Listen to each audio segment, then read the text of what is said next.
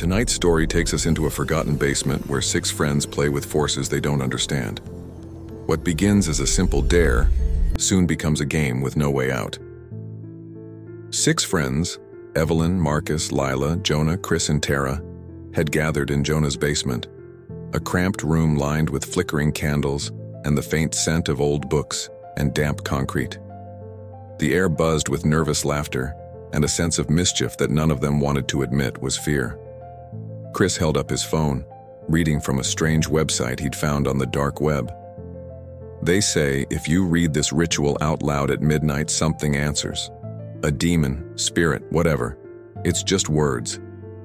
Let's get this over with, Marcus said, striking a match. The last candle burst to life, its flame trembling as if the air itself were holding its breath. Evelyn unfolded a sheet of paper covered in faded Latin text. Everyone ready?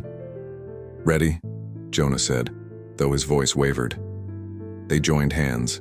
The candlelight flickered across their faces, turning their eyes into glowing embers.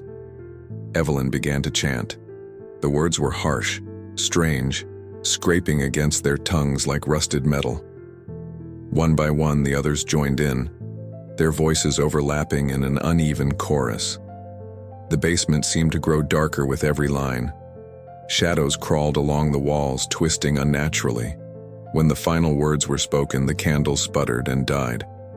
For a moment, there was nothing, only the sound of their own breathing.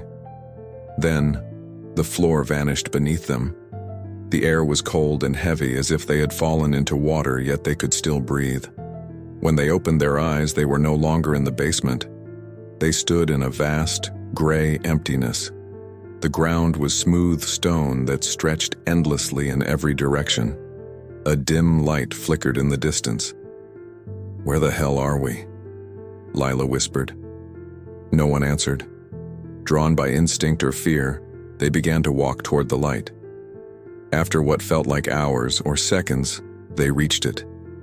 The glow revealed a massive circular stone table surrounded by 7 chairs. 6 had names carved into the backrests: Evelyn, Marcus, Lila, Jonah, Chris, Tara. The 7th chair was already taken. A shadow sat there.